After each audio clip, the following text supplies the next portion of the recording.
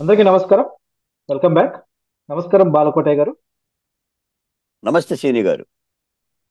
Sir, ఇంకా ఎన్నికల వేళ ఒక్కొక్క ఎమ్మెల్యే ఒక్కొక్క కాన్స్టిట్యుయెన్సీకి ఎమ్మెల్యే అభ్యర్థుల్ని చూసుకోవాల్సిన పరిస్థితి వచ్చింది అన్ని పార్టీలకి.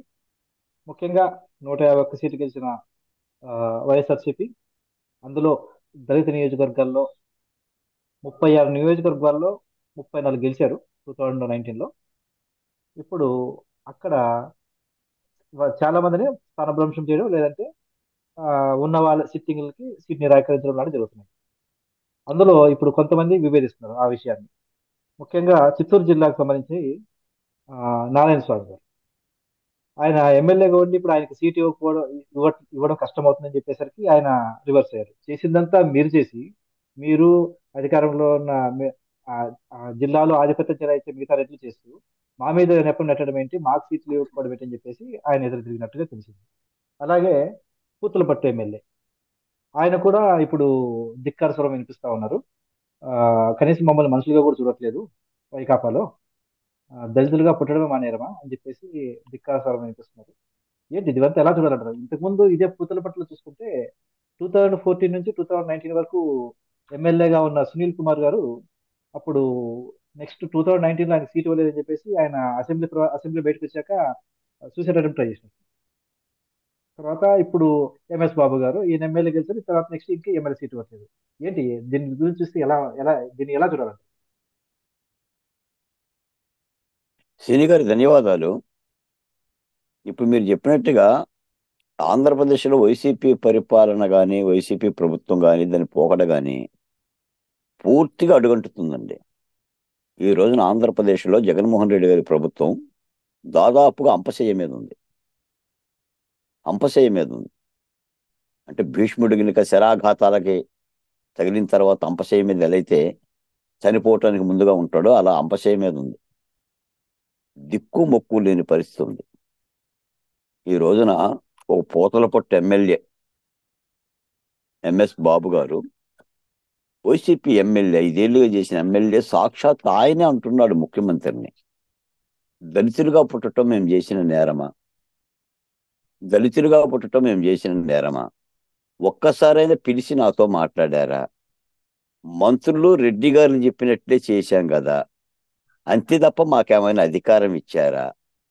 ఇది అంటే కట్టప్పల కంటే హీనంగా ఎస్సీ నియోజకవర్గాల్లో, ఎస్టీ నియోజకవర్గాల్లో దళిత ఎమ్మెల్యేలని, దళిత మంత్రులని జగన్మోహన్ రెడ్డి గారు, ఆ జగన్మోహన్ రెడ్డి గారి ప్రభుత్వంలో ఉన్న ఆ సామాజిక వర్గం, రెడ్డి సామాజిక వర్గం, సజ్జల రామకృష్ణారెడ్డి గారైనా, పెద్దిరెడ్డి గారైనా, సుబ్బారెడ్డి గారైనా, విజయసాయి రెడ్డి గారైనా కరివేపాకుల్లా వాడుకున్నారు. వాళ్ళకి ఎలాంటి ప్రాతినిధ్యం లేకుండా, విలువ లేకుండా చేశారు. వీళ్ళే కాదండి, ఇప్పుడు దళిత నియోజకవర్గాలలో నేను జర్నలిస్ట్గా నాకు బాగా తెలుసు. నా నందిగాం అసెంబ్లీ నియోజకవర్గంలో గొట్టెముక్కలని ఒక గ్రామం ఉంటే ఆ గ్రామ సర్పంచి ఎస్సీ రిజర్వ్డ్ అయ్యింది. ఆ సర్పంచిగా ఎస్సీ అతను కలిస్తే నేను ఏదో చిన్న గ్రామీణ సమస్యల మీద ఇంటర్వ్యూ చేయడానికి వెళ్తే ఆ సర్పంచి అక్కడున్న చౌదరి గారి ఇంట్లో పేడకల్లు ఎత్తుతున్నాడు. అంటే గేదెలుగా పేడ తీస్తున్నాడు, గడ్డి పెడుతున్నాడు. నేను సర్పంచ్ ఏడి అంటే ఆ పేడకల్ల దగ్గర తీసుకెళ్లారు. ఇది పశువుల కొట్టంలో. అలా వాడుకుంటారు. ఈనాటికి అది ఉంది.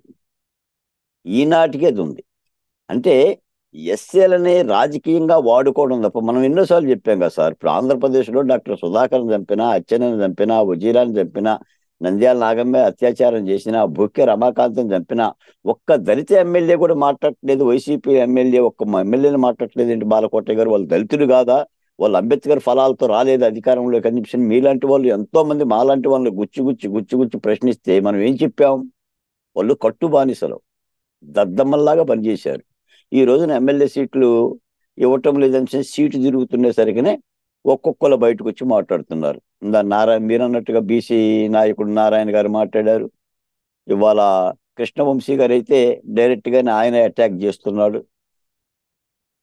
కాబట్టి అల్లకల్లోలంగా ఉంది. మన హిందూపురం ఎంపీ, నోడి వీడియోల ఎంపీ గోరంట్ల మాధవ్కి ఆయనకి సీటు తిరిగిపోయింది. ఉదయం మాట్లాడితే సాయంత్రానికి ఎంపీ ఎంపీ టికెట్ ఇస్తున్నాడు. ఒక్కొక్కరికి ఎమ్మెల్యేకి 30 కోట్లు, ఎంపీకి 120 కోట్లు అని చెప్పి వేలం పాటలు పెట్టారు. గందరగోళంగా ఉంది. ఇప్పుడు చేసుకున్న వారికి చేసుకున్నంతని మనం ఎన్నోసార్లు చెప్పాం. నెత్తి నోరు మొత్తుకొని, అయ్యా ముఖ్యమంత్రి, ఇది రాష్ట్రం అయ్యా, దిగాల పడ్డ రాష్ట్రం అయ్యా, విభజిత రాష్ట్రం అయ్యా, రైతుల భాగస్వామ్యంతో అమరావతి కట్టుకున్నారు అయ్యా, అది అమరావతి అయ్యా, చంద్రబాబు నాయుడుది కాదయ్యా, నువ్వు ఉన్నావయ్యా అసెంబ్లీలో, నువ్వు చప్పట్లు కొట్టావయ్యా నన్ను విన్నారా? విశాఖ ఉక్కు కార్మికులు 1000 రోజులుగా రహదారుల మీదకి వచ్చి, ఇది విశాఖ ఉక్కు, ఆంధ్రుల హక్కు, దశాబ్దాలుగా దీని మీద బతుకుతున్నాం, కాస్త దీన్ని కాపాడండి, దీన్ని గనులు ఇవ్వండి, మేము లాభాలు చూపిస్తాం అని చెప్పేసి అంటే విన్నావా? ఎంతో మంది నాలాంటి వాళ్ళు, బాలకోట లాంటి వాళ్ళు రోడ్డు మీదకి వచ్చి శిరోమండనాలు చేస్తున్నారు, హత్యలు చేస్తున్నారు, అత్యాచారాలు చేస్తున్నారు. రాష్ట్రపతికి లేఖ రాశాడు కదండి. సీతానగరంలో శిరోమండనం గురైన వరప్రసాద్ అనే వ్యక్తి రాష్ట్రపతికి లేఖ రాస్తే రాష్ట్రపతి స్పందిస్తే రాష్ట్ర ప్రభుత్వం స్పందించాల. ఇన్ని అత్యాచారాలు జరిగినా ఒక్క ఎమ్మెల్యే స్పందించాలి, వైసీపీ ఎమ్మెల్యే. ఇక్కడ ఏంటంటే 5 సంవత్సరాలుగా ఇన్ని రంపపు కోతలు జరిగితే వైసీపీ ప్రభుత్వంలో తానేటి వనిత గారు కానీ, సుచరిత గారు కానీ, లేదా డొక్క మాణిక్యవర ప్రసాద్ గారు కానీ, లేదా మంత్రులు కానీ, దళిత మంత్రులు కానీ, ఎస్టీ మంత్రులు కానీ, బీసీ మంత్రులు కానీ సీము నెత్తురు లేకుండా చక్కగా అనుభవించి ఇప్పుడు సీటు బర్రని జిప్పుతుంటుంటే ఒక్కొక్కడు వచ్చి మాట్లాడుతున్నారు. ఎన్ని ప్రాయచిత్తపడండి, కాళ్ళు కడగండి, నీళ్ళు వేసుకొని జగన్మోహన్ రెడ్డి గారి కాళ్ళు కడగండి. ఈ రోజున జగన్మోహన్ రెడ్డి గారిని అధికారంలో తీసుకురావడానికి 36 అసెంబ్లీ నియోజకవర్గాలు సీని గారు, 29 ఎస్సీ నియోజకవర్గాలు, 7 ఎస్టీ నియోజకవర్గాలు, 36 అసెంబ్లీ నియోజకవర్గాలలో వైసీపీకి 35, టీడీపీ 1, జనసేన 1 గెలిపించారు ఆంధ్రప్రదేశ్లో 2019లో. మేము జగన్మోహన్ రెడ్డి గారి నెత్తిన పాలు పోస్తే జగన్మోహన్ రెడ్డి గారి ప్రభుత్వం మా ముఖాన్ని ఉచ్చబోసింది, మూత్ర విసర్జన చేసింది, శిరోమండనాలు చేసింది. ఈ రాష్ట్రంలో దళితులకు దక్కిందేంటి? ఈ రాష్ట్రంలో దళిత సమూహానికి దక్కిందేంటి? ఎమ్మెల్యేలకే కాదు, ప్రజలకు కూడా దక్కిందేంటి? శిరోమండనాలు దక్కినాయి, అరాచకాలు దక్కినాయి, దాడులు దక్కినాయి. మాస్క్ అడిగితే చంపుతారండి. దుర్మార్గమైన ప్రభుత్వం. ఏం చేశారు అప్పుడు ఈ ఎమ్మెల్యేలు? ఏం చేసింది ఈ ఎంఎస్ బాబు పూతలపట్టు ఎమ్మెల్యే, లేదు శంకర్ నారాయణ, లేదు ఈ వంశీ? అరే ఏదో ఏడుకొండలో సినిమాలో దాసనారాయణరావు చెప్తాడు, ఏదో ఎమ్మెల్యే ఏడుకొండలు అనే సినిమాలో, పిల్లలు లేచిపోయినా పర్వాలేదు కానీ పదవి బాగకూడదంట. పదవుల కోసం ఇంత కక్కుర్తా, ఇంత దుర్మార్గమా? పరిపాలనంతా సంకరాకిచ్చారు. ఈరోజు వాళ్ళే చెప్తున్నారు ఉత్తరాంధ్రలో ఎవరో గలమని. వైసీపీకి 1 సీటు రాదంట సీని గారు ఉత్తరాంధ్రలో. మరి ఏం చేశారు? 3 రాజధానులు మరిచి ఎక్కడ పెట్టుకున్నారే? 3 రాజధానులతో కనీసం అరసవల్లి వరకు అమరావతి రైతులు రానివ్వలేదే. దుర్మార్గం, వాళ్ళ మీద దాడి చేశారే. రాజమండ్రిలో మా మీద సీసాలు ఇసిరారే, కిరోసిన్ పోసారే, ఎన్ని తోడలు కొట్టారు. దువ్వాడ సీను కానీ ఒక్కొక్కడికి అందరికి. ఆ దాడి వీరభద్ర రాజీనామా చేశాడు. మా డొక్క మాణిక్యవర ప్రసాద్ అయితే 5 నిమిషాలు పర్మిషన్ ఇవ్వండి అని చెప్పి 2 చేతులు ఎత్తి ఏడుకుంటున్నాడు. రెడ్లని ఏడుకుంటున్నాడు. ఎందుకు డొక్క గారు, మీకు అంబేద్కర్ భావజాలం, దండాలు పెడతావా పదవి కోసం? డొక్క మాణిక్యవర ప్రసాద్ గారు రాజకీయాల్లో ఉన్నప్పుడు జగన్మోహన్ రెడ్డి గారు నిక్కర్లగట్లా, ఆయనకు ఓనమాలు తెలియవు. అంత సీనియర్ నాయకుడు దండాలు పెడుతున్నాడు. ఇక ఆత్మగౌరవం లేదు. సీని గారు ఓ దుర్మార్గమైన రాజకీయాన్ని ఆంధ్రప్రదేశ్లో చూస్తున్నాం. ఇదంతా ఒక ఎత్తు అయితే, ఈ ప్రతిపక్ష పార్టీలేమో జగన్మోహన్ రెడ్డి గారి పని అయిపోయింది, వాళ్ళ ఎమ్మెల్యేలు బయటకు వస్తున్నారు, వాళ్ళ సీటు తిరుగుతున్నారని చెప్పి వీళ్ళ పని వీళ్ళు చేసుకుంటున్నారు తప్ప 5 ఏళ్లుగా ఆంధ్ర రాష్ట్రంలో దళితుల గురించి, ఉద్యమాల గురించి మాట్లాడిన వాళ్ళని, రాజధాని అమరావతిలో కానీ ఇతర పోరాటాల్లో బలీయంగా 5 ఏళ్లుగా గొంతు వినిపిస్తున్న వాళ్ళు, ఇబ్బందులు పడిన వాళ్ళు, అరెస్టులు అయిన వాళ్ళు, ఆ కొత్త సమూహానికి మాత్రం వీళ్ళైతే చేరువు కావటంలో చెప్పాలి మరి. ఎందుకంటే లేకపోతే దేవతా వస్త్రాలు, రాజుగారి దేవతా వస్త్రాలు అవుతుంది. ఆంధ్రప్రదేశ్లో జయహో దళిత వినిపించాలి, ఆంధ్రప్రదేశ్లో జయహో గిరిజన వినిపించాలి, ఆంధ్రప్రదేశ్లో జయహో మైనార్టీ వినిపించాలి, ఆ మైనార్టీల కోసం, ఆ దళితుల కోసం కార్యాచరణ ప్రణాళికలు సిద్ధం చేసి క్రింది స్థాయిలోకి రావాలి. నాయకులు మాట్లాడటం కాదు. మేము ఇప్పుడు చెప్తున్నాం, డైరెక్ట్గానే చెప్తున్నాం సీని గారు. నాయకుల ఉపన్యాసాలు చెప్పటం, నాయకులు పదే పదే పదే పదే ఉపన్యాసాలు చెప్పటం కాదు. క్రింది స్థాయికి వచ్చి, గ్రామీణ స్థాయికి వచ్చి, మండల స్థాయికి వచ్చి, జిల్లా స్థాయికి వచ్చి ఆయా సామాజిక వర్గాలతో సమీకరణతో కలవాలి. వాళ్ళని హక్కును చేర్చుకోవాలి. ఈ రోజున వైసీపీ ప్రభుత్వం దళితులకు చేస్తున్న మోసాలని, దళిత ఎమ్మెల్యేలకు చేస్తున్న అగౌరవాన్ని కూడా విడమర్చి చెప్పి వీళ్ళు గౌరవించాలి. సాధారణంగా ఏంటంటే యుద్ధంలో వాడి పాపంతో వాడు పోతాడు అని చెప్పి అనుకుంటుంటారు. అంటే వాడే తప్పులు చేస్తారు. రాజకీయాలు సహజం. వాడు తప్పులు ఆడు చేసి వాడే మట్టుకుంటుకుపోతాడు అనుకుంటాడు. అలా కాదు. మన పరిస్థితిలో కూడా చూస్తారు. ఇంకో మాట సీని గారు, ఇప్పుడు ఈ రోజున ప్రజాస్వామ్యంలో చట్టసభల్లో పరిస్థితి ఏంటి? చట్టసభలు అంటే ఏంటి? అంకెల గారడి. అంకెల గారడే కదా. మొత్తం రాష్ట్రంలో ఉన్న 175 అసెంబ్లీ నియోజకవర్గాల్లో నీకెన్ని నాకెన్ని, ఒక్క 4 అసెంబ్లీ సీట్లు మీకొచ్చినా మీదే ప్రభుత్వం, ఒక 3 అసెంబ్లీ సీట్లు నాకు వచ్చినా ఎక్కువ నాదే ప్రభుత్వం. ఈరోజు తెలంగాణలో అదే జరిగింది. కాంగ్రెస్ పార్టీకి తెలంగాణలో ఎన్ని సీట్లు వచ్చినాయి అదనంగా? ఓన్లీ 4 ప్లస్ సిపిఐ ఒకటి. 5 సీట్లతో కాంగ్రెస్ పార్టీ ప్రభుత్వం వచ్చింది అక్కడ.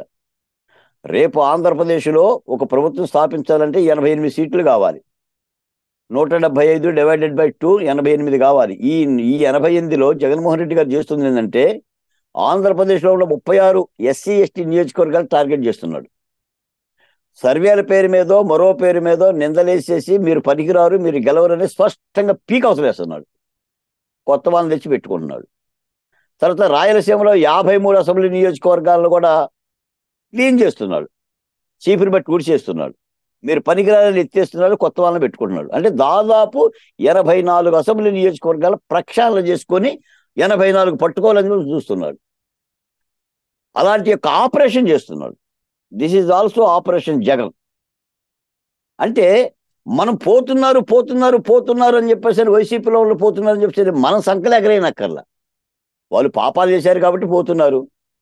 జగన్మోహన్ రెడ్డి గారు తప్పులు చేశారు కాబట్టి ఎమ్మెల్యేలకి వ్యతిరేకత వచ్చింది. ప్రతిపక్ష పార్టీలు సంకలు ఎగరైనక్కర్లా. మీరేం చేస్తున్నారు? మీరు ఆయా నియోజకవర్గాల్లో గెలుపు గుర్రాలకి టికెట్లు ఇస్తున్నారా, లేదా ఓడిపోయిన వాళ్ళనే మళ్ళీ బరిలో నిలబెడుతున్నారా?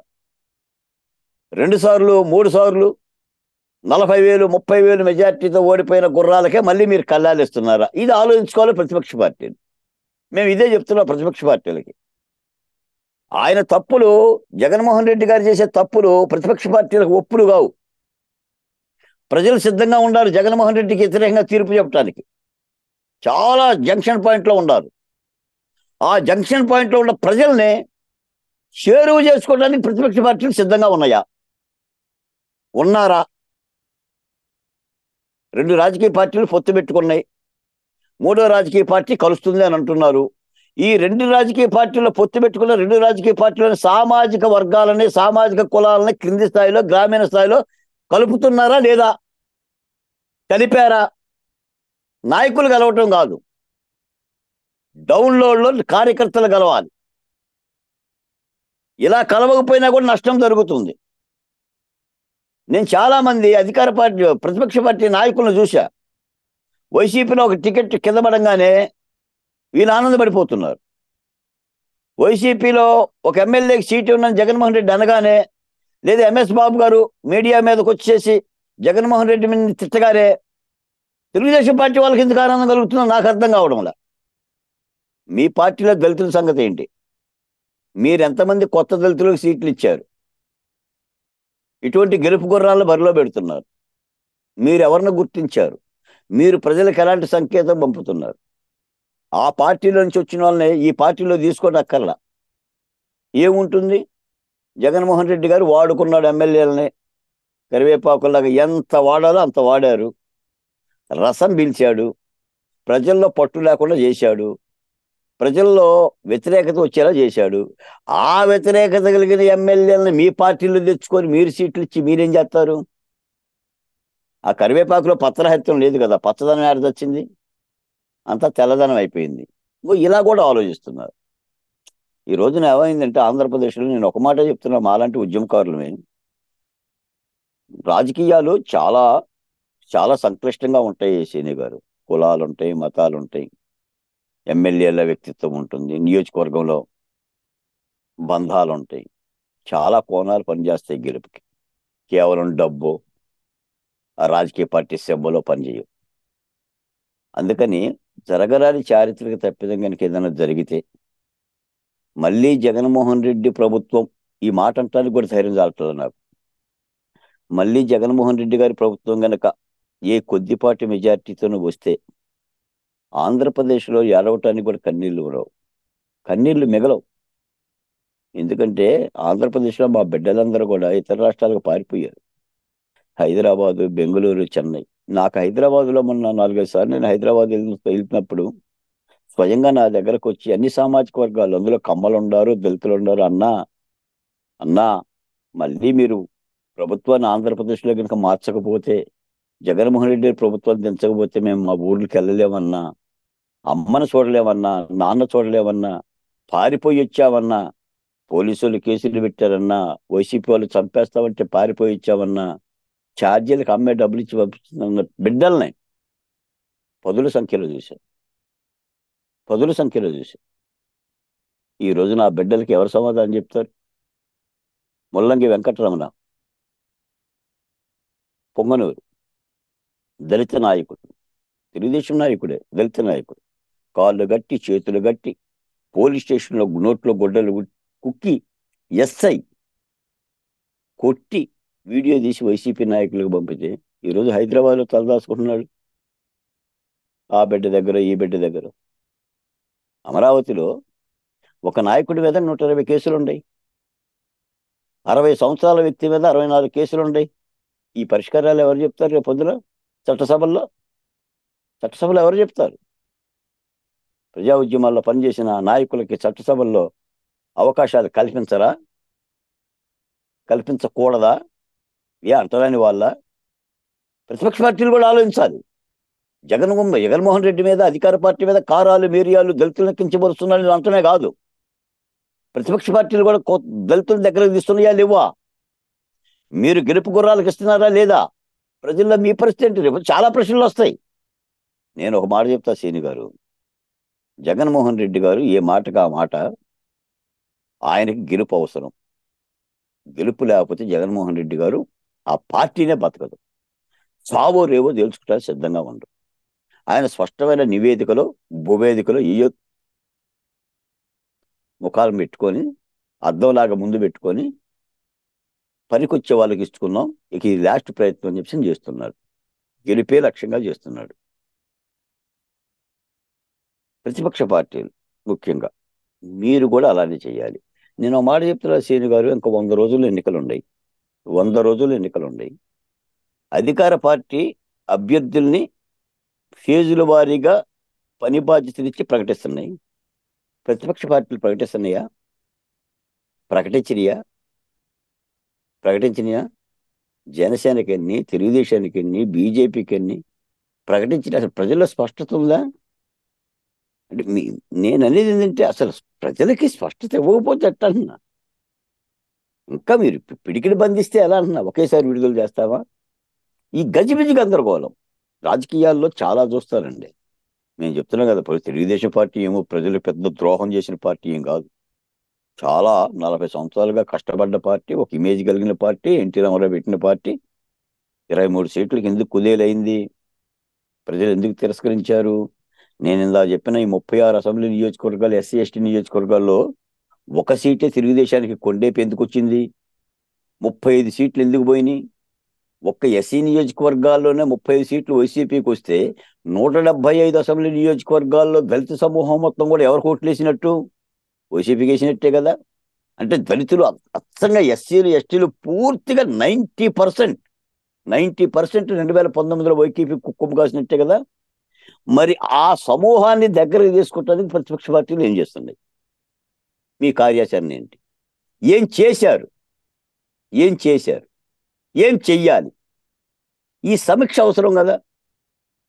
అంటే నేను ఇలా మాట్లాడితే, ఇది నేను నా బాధ్యతతో మాట్లాడుతున్నాను. ఎందుకంటే నేను మీకు చెప్పాను కదా శ్రీని గారు, రాష్ట్రంలో చారిత్రక తప్పిదం జరిగితే కంటిలో నీళ్లుండవు. నష్టపోయేది రాష్ట్రం, ప్రతిపక్ష పార్టీలు కాదు. నష్టపోయేది ప్రజలు, రాజకీయ నాయకులు కాదు. ఈ రోజున కోవిడ్ వస్తే ఆంధ్రప్రదేశ్లో రాజకీయ నాయకులందరూ కూడా హైదరాబాద్లో చికిత్సలు పొందుతున్నారు. ఆంధ్రప్రదేశ్లో పుట్టిన మేము మరణాల లంకలో ఉంటున్నాం, మరణాల సంఖ్యలో ఉంటున్నాం. ఎంతమంది చచ్చిపోతున్నారో తెలియదు. కోవిడ్ వస్తే ఆసుపత్రికి తీసుకెళ్లి దిక్కు లేదు, పని లేదు. అందుకని జగన్మోహన్ రెడ్డి గారు చేసే రాజకీయ తమాషాలకి ప్రతిపక్ష పార్టీలు కూడా ఆలోచించాలి.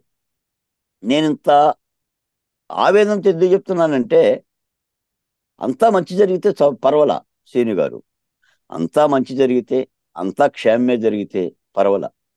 క్షేమం జరుగుతుందని ఆ ఘేంకారం లేదా ఆ యొక్క బలుపు అది ఉండకూడదు కదా, అది ఉండకూడదు కదా. అలా బలుపుతో పోయే కదా 2019లో బొక్కబార్ల పడ్డది. ఏ పార్టీ అయినా సరే. మన తెలంగాణలో కేసీఆర్ ఏం చేశాడు? బలుపుతో పోయాడు, అహంకారంగా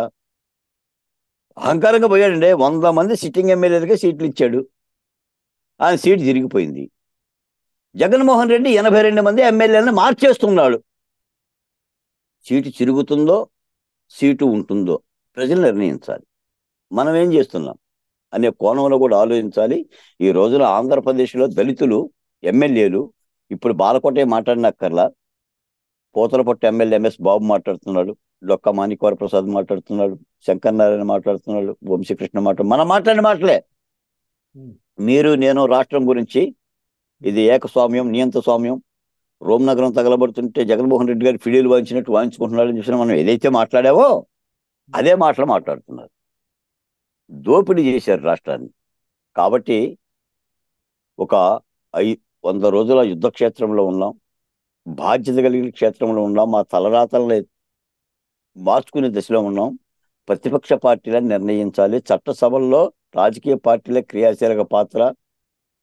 కాబట్టి ప్రతిపక్ష పార్టీలు సహేతుకమైన ఉద్యమం చేయగలిగితేనే ఆంధ్ర రాష్ట్రంలో మార్పు సాధ్యం. ఓడిపోతున్న వైసీపీని మరింత క్రిందికి దించవచ్చు అనేది నా భావన. ప్రతిపక్ష పార్టీలు ఐక్యంగా ప్రజలతో కలిసి పోరాటం చేయాలనేది నా ఆలోచన. చూద్దాం సార్. ఎందుకంటే దళితుల్లో కూడా బాగా చైతన్యం వస్తుంది ఈసారి. ఇంతకు ముందులా కాదు, ఈసారి డిఫరెంట్గా ఉంటుందని చెప్పేసి చెప్తున్నాము సమాజంలో. చూద్దాం ప్రజలు ఏ విధంగా నిర్ణయం తీసుకుంటారు. ధన్యవాదాలు సార్.